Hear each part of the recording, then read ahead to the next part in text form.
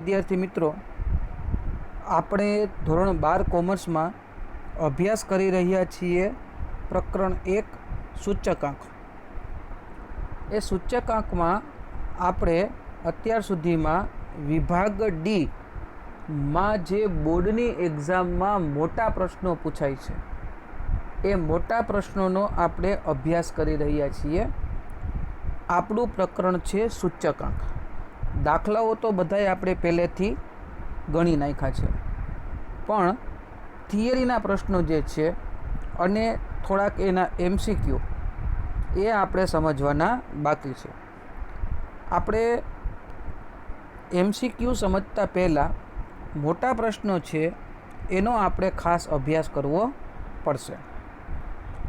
તો આજે આપણે વિભાગ ડીમાં જે પ્રશ્નોનો અભ્યાસ કરી રહ્યા છીએ એ અચલ આધારે સૂચકાંક, એના ગુણ અને મર્યાદા, પરંપરિત આધારે સૂચકાંકના ગુણ અને મર્યાદા.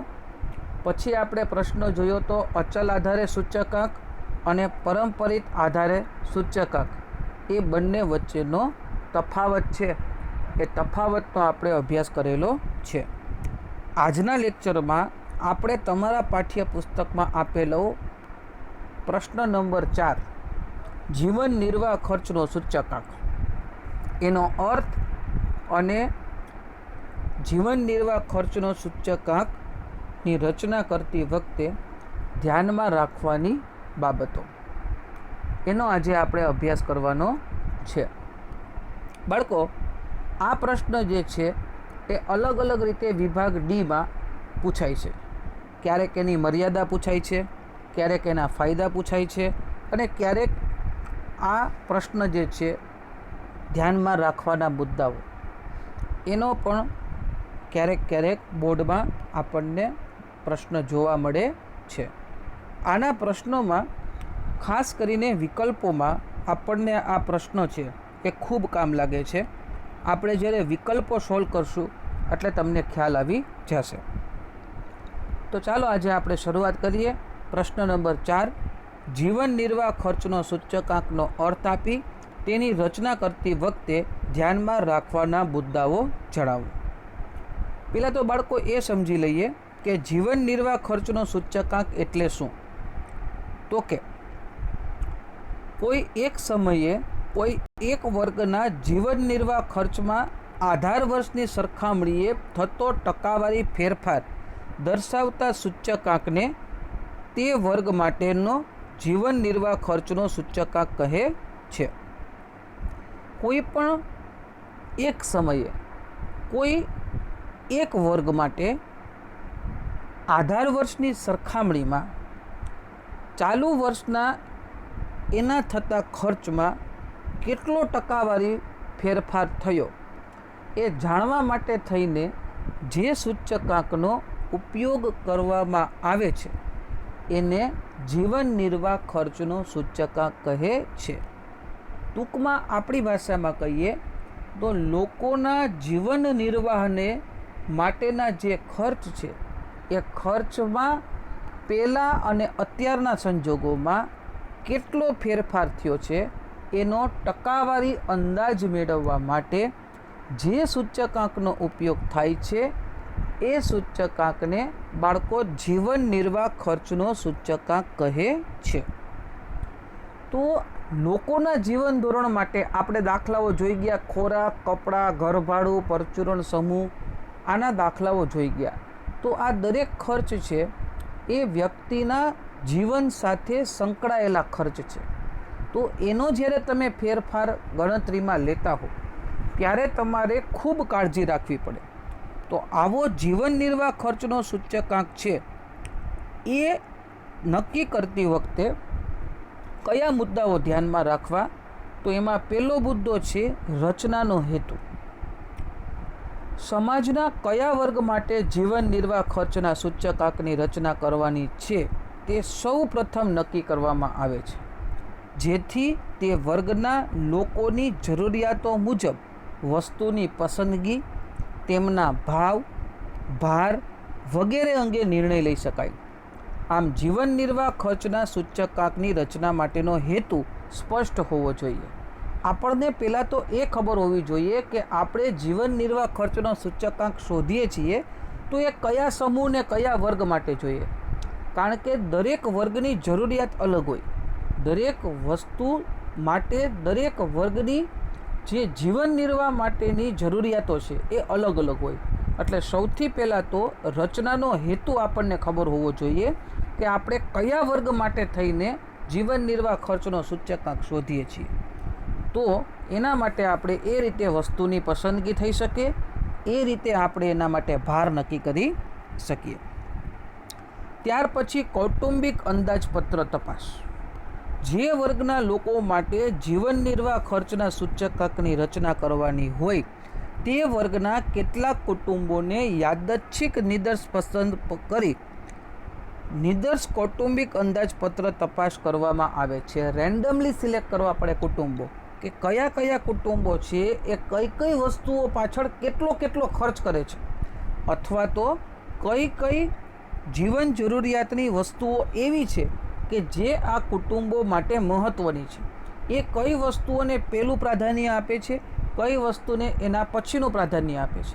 એના આધારે આપણે વસ્તુની પસંદગી કરી શકીએ, એ વસ્તુના ભાવ કલેક્ટ કરી શકીએ અને એના આધારે એ વસ્તુના મહત્ત્વના આધારે આપણે એ વસ્તુનો ભાર આપી શકીએ. એટલે અલગ અલગ કુટુંબોને યાદચ્છિક એટલે રેન્ડમલી આપણે પસંદ કરવા પડે. ત્યાર પછી આપણે એનો જીવન નિર્વાહ ખર્ચનો સૂચકાંક છે એ મેળવી શકીએ. ત્યાર પછી છે વસ્તુની ગોઠવણી. જોજો, આ બહુ મહત્ત્વની વસ્તુ છે.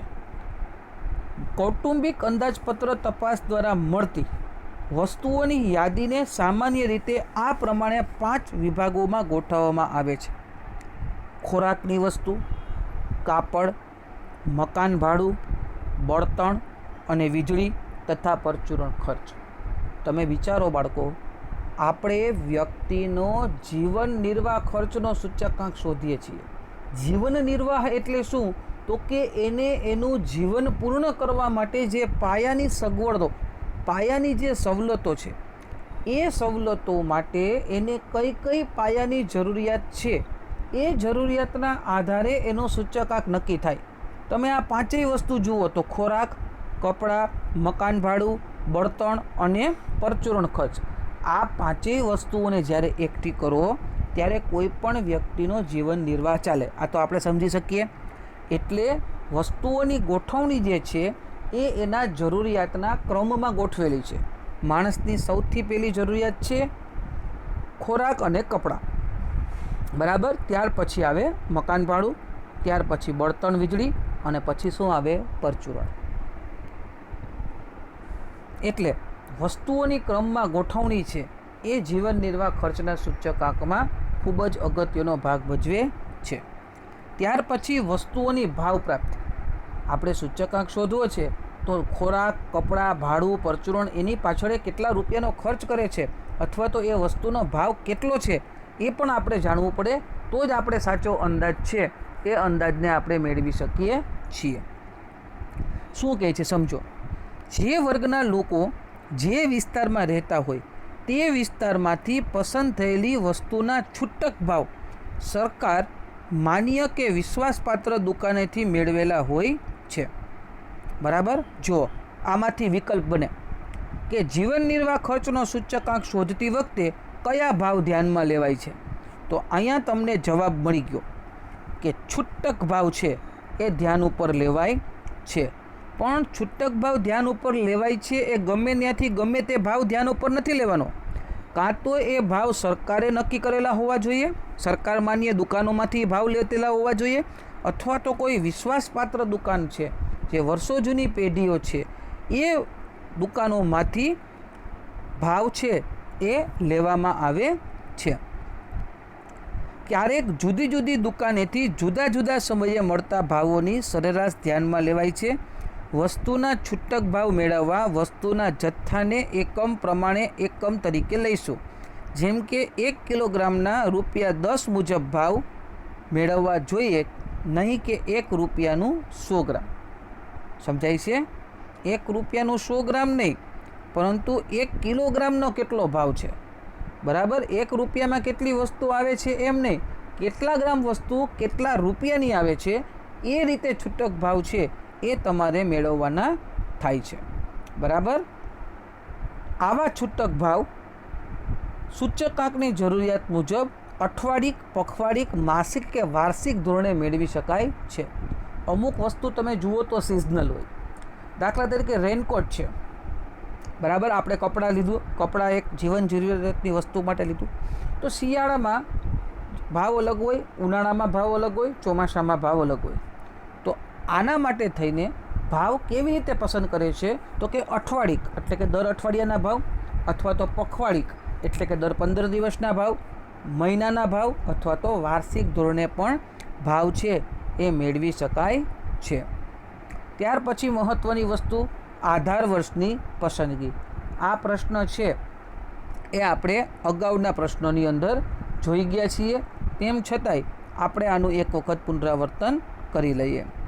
સામાન્ય ઘટનાઓવાળા વર્ષને આધાર વર્ષ તરીકે પસંદ કરી શકાય છે અને એના ભાવ સાપેક્ષ છે એ નીચે મુજબ મેળવાય છે. ભાવ સાપેક્ષ એટલે કે સૂચકાંક ચાલુ વર્ષનો છૂટક ભાવ છેદમાં આધાર વર્ષનો છૂટક ભાવ ગુણ્યા 100. આપણે ઓલું સૂત્ર લખતા ચાલુ વર્ષની કિંમત છેદમાં આધાર વર્ષની કિંમત ગુણ્યા 100. તો ભાવ સાપેક્ષ છે એ આધાર વર્ષના આપણે પસંદ કરીએ છીએ. આધાર વર્ષ છે એ કેવું હોવું જોઈએ તો કે સામાન્ય ઘટનાવાળું હોવું જોઈએ. સામાન્ય ઘટનાઓ એટલે શું તો કે કોઈ પણ પ્રકારની માનવ સર્જિત આફતો ન હોવી જોઈએ, કુદરતી આફતો ન હોવી જોઈએ, રાજકીય કોઈ પણ ઉથલપાથલ ન હોવી જોઈએ, તેજી મંદીના કોઈ પણ વમણો છે એ વધારે અસર કરતા હોવા જોઈએ નહીં. તો આવા વર્ષને આપણે આધાર વર્ષ તરીકે પસંદ કરી શકીએ છીએ. અને એના માટે ભાવ સાપેક્ષ શોધવા માટેનું સૂત્ર ચાલુ વર્ષનો છૂટક ભાવ છેદમાં આધાર વર્ષનો છૂટક ભાવ એને ગુણ્યા 100. રેડી. ત્યાર પછી સરેરાશની પસંદગી. જુદી જુદી વસ્તુઓના ભાવ સાપેક્ષ પરથી એક સામાન્ય ભાવ સાપેક્ષ મેળવવા માટે યોગ્ય સરેરાશનો ઉપયોગ કરવામાં આવે છે. સૈદ્ધાંતિક રીતે ગુણોત્તર મધ્યક છે એનો ઉપયોગ કરવામાં આવે છે. જો આના ઉપરથી પણ તમને વિકલ્પ મળી શકે. બરાબર. સૈદ્ધાંતિક રીતે ગુણોત્તર મધ્યક છે એ સૂચકાંકની રચના માટે આદર્શ સરેરાશ છે. જો મોટો પ્રશ્ન તૈયાર કર્યો એના ઉપરથી નાનો પ્રશ્ન મળી ગયો, આના ઉપરથી વિકલ્પ બનાવી શકે. અને બોર્ડની એક્ઝામમાં આ વિકલ્પ હું જે બોલું છું એ પૂછાયેલો છે કે સૂચકાંકની રચનામાં કઈ સરેરાશને શ્રેષ્ઠ સરેરાશ ગણવામાં આવે છે. તો એના જવાબમાં તમે લખી શકો ગુણોત્તર મધ્યક. સમજાય છે? એટલે આની પહેલાં પણ મેં તમને કહેલું અને હજી તમને કહું છું કે મોટા પ્રશ્નો તૈયાર કરશો બાળકો એટલે વિકલ્પ અને 1-2 વાક્યના ઉત્તર છે એ તમને આસાનીથી આવડી જશે. ત્યાર પછી છે ભારિત પદ્ધતિની પસંદગી. એ તો આપણે અગાઉ શીખી ગયા. ભાર આપવા માટેની પદ્ધતિ ગર્ભિત ભાર અને સ્પષ્ટ ભાર, 2 પદ્ધતિઓ. એમાં કુલ ખર્ચની રીત અને કૌટુંબિક અંદાજપત્રની રીત આપણે ડિટેલમાં ભણી ગયા છીએ. છતાંય જોઈ લઈએ. કુલ ખર્ચના સંદર્ભમાં પ્રત્યેક વસ્તુઓ અને પ્રત્યેક સમૂહનો ભાર નક્કી કરવામાં આવે છે. નીચેની 2 પદ્ધતિઓ દ્વારા જીવન નિર્વાહ ખર્ચના સૂચકાંકની રચના થાય છે. પહેલું કુલ ખર્ચની રીત અને બીજું કૌટુંબિક અંદાજપત્રની રીત.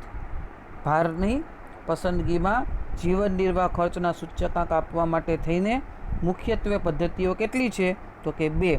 પહેલી તો કે કુલ ખર્ચની પદ્ધતિ અને બીજી જે પદ્ધતિ છે એ છે કૌટુંબિક અંદાજપત્રની પદ્ધતિ. આ વસ્તુ છે એ પણ આપણને વિકલ્પ તરીકે પૂછાઈ શકે.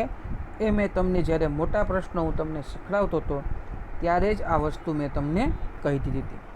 તો આ એક અગત્યનો પ્રશ્ન હતો.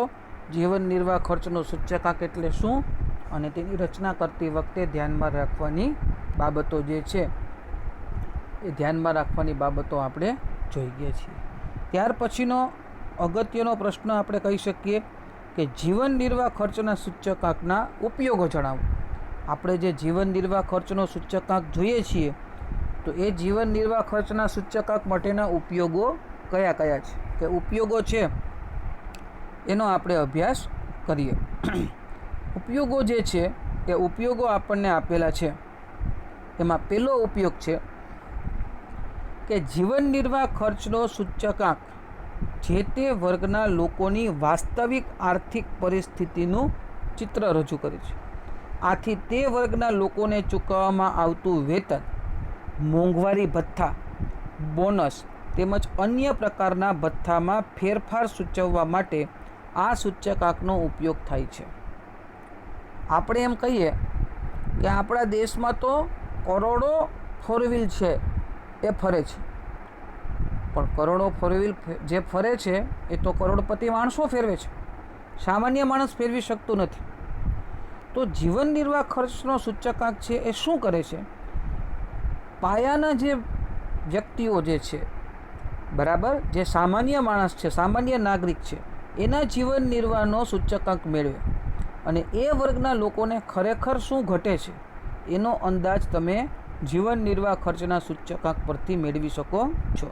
કે ખરેખર એને કેટલું વેતન આપીએ છીએ, એ વેતન છે એ એની જરૂરિયાત મુજબ સફિશિયન્ટ છે કે નહીં, બરાબર. તો આવી બધી વસ્તુઓની સચોટ માહિતી મેળવવા માટે થઈને જીવન નિર્વાહ ખર્ચના સૂચકાંક છે એનો ઉપયોગ કરવામાં આવે છે. ત્યાર પછી સરકારને કઈ વસ્તુ પર અંકુશ મૂકવો અને કઈ વસ્તુ મુક્ત રાખવી તે નક્કી કરવા માટે જરૂરી માર્ગદર્શન આ પ્રકારના સૂચકાંક દ્વારા મળી રહે છે.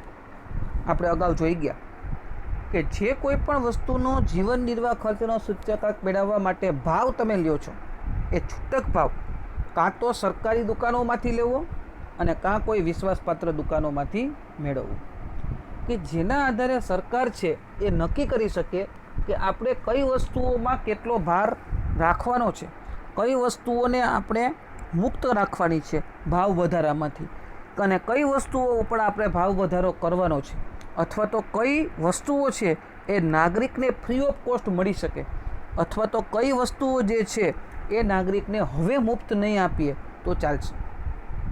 આવી સરકારી જે કોઈ પણ સ્કીમો છે એ દરેક સ્કીમો આ જીવન નિર્વાહ ખર્ચના સૂચકાંકના આધારે કેટલો વધારો કે કેટલો ઘટાડો કરો કે ખરેખર કેટલી જરૂરિયાત વ્યક્તિને છે સરકારની મદદની, એ વસ્તુનો ખ્યાલ જીવન નિર્વાહ ખર્ચના સૂચકાંક દ્વારા તમે મેળવી શકો છો.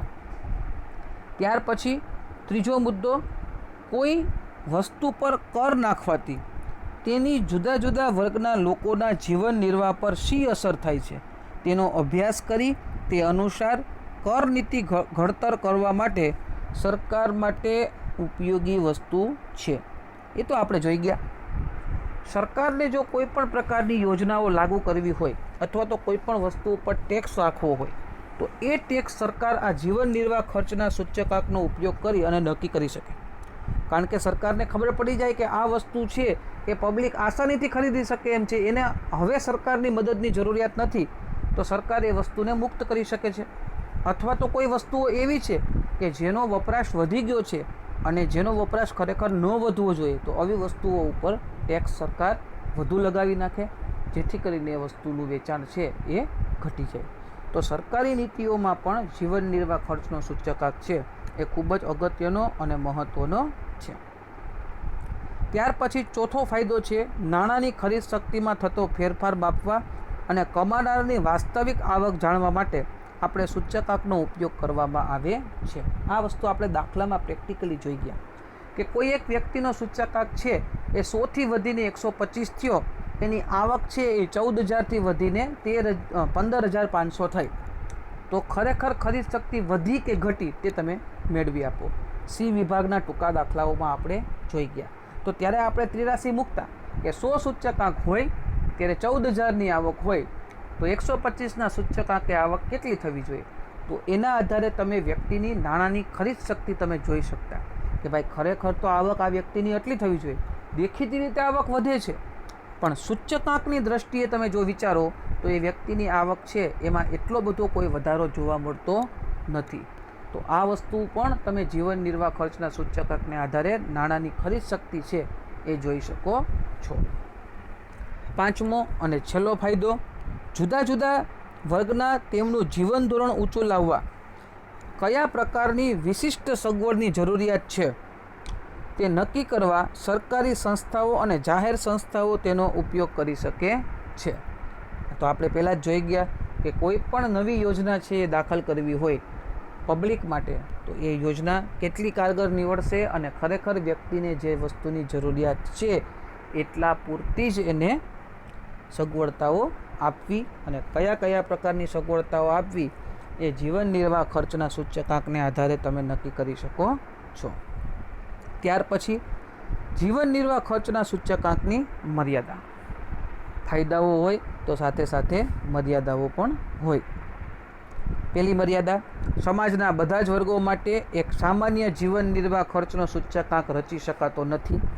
આપણે વ્યાખ્યામાં જ જોઈ ગયા કે કોઈ પણ એક નિશ્ચિત વર્ગ માટે થઈને જો તમારે અંદાજ મેળવવો હોય તો એ વર્ગની જ આવક, એ વર્ગની જ જરૂરિયાત અને એ જ વર્ગના ભાવને ધ્યાનમાં રાખી અને જીવન નિર્વાહ ખર્ચનો સૂચકાંક મેળવવામાં આવે છે.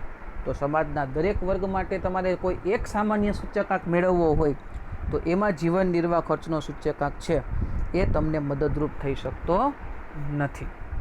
ત્યાર પછી તે કોઈ વર્ગના જીવન નિર્વાહ ખર્ચમાં થતો સરેરાશ ટકાવારી ફેરફાર દર્શાવે છે. તેથી વ્યક્તિગત જીવન નિર્વાહ ખર્ચમાં થતા ફેરફારોનો અભ્યાસ કરી શકાય નહીં. તમે જે સૂચકાંક મેળવીને લઈ આવો છો એ આખા એક સમૂહ માટે છે. કોઈ એક વ્યક્તિ, પર્ટિક્યુલર વ્યક્તિની જીવન જરૂરિયાતની વસ્તુઓ છે એને ધ્યાન ઉપર લેવાતી નથી. ભલે છૂટક ભાવ ધ્યાન ઉપર લેવાય છે. કુટુંબો જે પસંદ થાય છે એ યાદચ્છિક રીતે પસંદ થાય છે. તો એમાં દરેક કુટુંબ છે એની જીવનશૈલી કેવી હોય છે, અલગ અલગ હોય છે. તો એના ઉપરથી પણ આપણે કહી શકીએ કે વ્યક્તિગત તમે અભ્યાસ કરી શકતા નથી. જુદા જુદા વર્ગના લોકો માટે તેમજ જુદા જુદા પ્રદેશો મુજબ અલગ અલગ જીવન નિર્વાહ ખર્ચના સૂચકાંકની રચના કરવી પડે છે. એ તો સ્વાભાવિક વાત છે કે કોઈ દરેક સમૂહ માટે કોઈ એક સામાન્ય જીવન નિર્વાહ ખર્ચનો સૂચકાંક છે એ મેળવવો શક્ય નથી. એટલે દરેક વિસ્તાર, દરેક પ્રદેશ અને દરેક વ્યક્તિઓ માટે થઈને તમારે, દરેક વ્યક્તિ સમૂહ માટે થઈને તમારે અલગ અલગ જીવન નિર્વાહ ખર્ચનો સૂચકાંક છે એની તમારે રચના કરવી પડે છે. ત્યાર પછી કોઈ પ્રદેશના અમુક વર્ગ માટે મેળવેલો જીવન નિર્વાહ ખર્ચનો સૂચકાંક અન્ય પ્રદેશના તે જ વર્ગના લોકો માટે બિનઉપયોગી બની શકે છે. પ્રદેશ બદલે ત્યાં જીવન નિર્વાહ બદલે, જરૂરિયાત બદલે, વસ્તુ બદલે, વસ્તુની કિંમત બદલે. એટલે એક પ્રદેશ માટે મેળવેલો સૂચકાંક બીજા પ્રદેશમાં ભલે એના જેવો જ સમૂહ હોય તો એમાં ઉપયોગી થતો નથી. ત્યાર પછી એક જ વર્ગના લોકોના ખર્ચ કુટુંબના કદ, રહેણીકરણી, શોખ, ટેવ વગેરે પર આધારિત છે. તેથી સરેરાશ કુટુંબ તે પ્રમાણિત કુટુંબ ન ગણી શકાય. એ તો આપણે ઉપર જ જોઈ ગયા મર્યાદામાં કે કોઈ એક વ્યક્તિગત કુટુંબ માટે થઈને એ સૂચકાંક તમે મેળવી શકતા નથી. જે સૂચકાંક મેળવો છો એ સરેરાશ ટકાવારી દર્શાવે છે. તેની ગણતરીમાં આધાર વર્ષનું ખર્ચ અચલ રહે છે એવી જે ધારણા કરવામાં આવે છે તે યોગ્ય નથી. કારણ કે સમય બદલાતા લોકોની પસંદગી, શોખ, ટેવ વગેરે બદલાય છે. તેથી નિયમિત સમયના અંતરે કૌટુંબિક અંદાજપત્ર તપાસ દ્વારા જરૂરી ફેરફાર કરવા પડે છે. અચલ આધારે સૂચકાંક મેળવીએ. આધાર વર્ષ તો બદલાતું નથી. તો આજથી 10 વર્ષ પહેલાં જે વ્યક્તિ જે વસ્તુનો ઉપયોગ કરતો હતો એ હવે કરે છે કે નહીં તો એ આપણને ખબર નથી. જો એ વ્યક્તિ એ વસ્તુની હવે પસંદગી નથી કરતો અને એ સમૂહ છે એ કોઈ બીજા વસ્તુને પસંદ કરે છે તો ત્યાં તમારે પસંદગી પાછી સમય અંતરે ફેરવવી પડે છે અને એના માટે નવો સૂચકાંક મેળવવો પડે. એક જ વર્ગના લોકો વસ્તુઓ જુદા જુદા પ્રમાણમાં વાપરતા હોય છે. તેથી જુદી જુદી વસ્તુઓને ભાર આપવાનું કાર્ય કેવું બને છે? મુશ્કેલ બને છે. બરાબર. કોઈ વ્યક્તિ છે કે ખોરાક, કાપડ, ઘરભાડું, તો ઘરભાડા પાછળ ઓછો ખર્ચ કરતા હોય, કપડાં પાછળ વધારે ખર્ચ કરતા હોય, તો ત્યારે એને ભાર કેવી રીતે આપવો એ કાર્ય કેવું બને છે? તો કે મુશ્કેલ બને છે. તો અહીંયા આપણા થિયરીના પ્રશ્નો છે એ કમ્પ્લીટલી પૂરા થઈ ગયા. તમારા પાઠ્યપુસ્તકમાં વિભાગ એમાં જે વિકલ્પો આપેલા છે એ વિકલ્પો હું તમને થોડા ઘણા સોલ્વ કરાવું છું. ખાસ ધ્યાન આપજો. પહેલો વિકલ્પ છે ચલ રાશિની કિંમતમાં થતા લાંબા ગાળાના ફેરફારોની સરખામણી માટે કઈ રીત ઉપયોગી બને છે. આપણે જોઈ ગયા કે અચલ આધારની રીતમાં આધાર વર્ષ બદલાતું નથી. એટલે જો તમારે લાંબા ગાળાના ફેરફારો ધ્યાનમાં લેવા હોય તો ફરજિયાત અચલ આધારની રીતનો ઉપયોગ કરવો પડે. તો અહીંયા જવાબ થશે અચલ આધારની રીત. ત્યાર પછી લાસ્પેયરના સૂચકાંકની ગણતરીમાં કયો વપરાશ ધ્યાન ઉપર લેવાય છે? યાદ કરો, મેં તમને નોંધ લખાવી હતી કે જ્યારે કુલ ખર્ચનો સૂચકાંક શોધવાનું કીધું હોય અને આધાર વર્ષનો જથ્થો આપેલો હોય તો લાસ્પેયરનું સૂત્ર વાપરવું, અને ચાલુ વર્ષનો જથ્થો આપેલો હોય તો પાસેનું સૂત્ર વાપરવું. તો અહીંયા આપણને કહેલું છે લાસ્પેયરના સૂચકાંક માટે. તો જવાબ શું થશે? તો કે એ આધાર વર્ષનો વપરાશ. ત્યાર પછી જીવન નિર્વાહ ખર્ચના સૂચકાંકમાં કયા ભાવ ધ્યાનમાં લેવાય છે? હમણાં જ થિયરીમાં પ્રશ્ન મેં તમને કીધો કે આવો પ્રશ્ન બોર્ડની એક્ઝામમાં પૂછાયેલો છે. કયો ભાવ આવશે? તો કે ડી, છૂટક ભાવ. ત્યાર પછી કૌટુંબિક બજેટની રીતમાં વસ્તુનું કયું ખર્ચ ભાર તરીકે ધ્યાન પર લેવાય છે? હમણાં જ આપણે જોઈ ગયા કયું ખર્ચ આવે? આધાર વર્ષનું ખર્ચ છે એ ધ્યાન ઉપર લેવાય છે. ત્યાર પછી 5મો MCQ છે, સૂચકાંકની રચનામાં કઈ સરેરાશને શ્રેષ્ઠ સરેરાશ ગણવામાં આવે છે?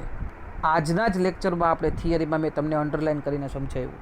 કયો ભાગ ધ્યાનમાં લેવાય છે? યાદ કરો. તો કે ગુણોત્તર મધ્યક છે એ શ્રેષ્ઠ સરેરાશ છે. ત્યાર પછી કયો સૂચકાંક લોકોના જીવન ધોરણનો ખ્યાલ આપે છે? આજના જ લેક્ચરમાં જોઈ ગયા લોકોના જીવન ધોરણનો ખ્યાલ મેળવવા માટે જીવન નિર્વાહ ખર્ચનો સૂચકાંક છે એ ખૂબ જ અગત્યનો છે. જવાબ આવશે ડી. ત્યાર પછી એક વસ્તુનો ભાવ આધાર વર્ષની સરખામણીમાં ચાલુ વર્ષમાં 4.5 ગણો વધે છે. દાખલામાં શીખડાવી દીધું હતું. ગણો કીધો હોય તો ગુણ્યા 100 કરો પહેલાં. એટલે 4.5 ગુણ્યા 100 એટલે 450 જેટલો સૂચકાંક વધે છે. પણ કોના સાપેક્ષમાં? તો કે આધાર વર્ષના સાપેક્ષમાં. આધાર વર્ષનો સૂચકાંક કેટલો હોય? તો કે 100. એટલે 450 પ્લસ 100 એટલે સૂચકાંક થઈ જાય 550.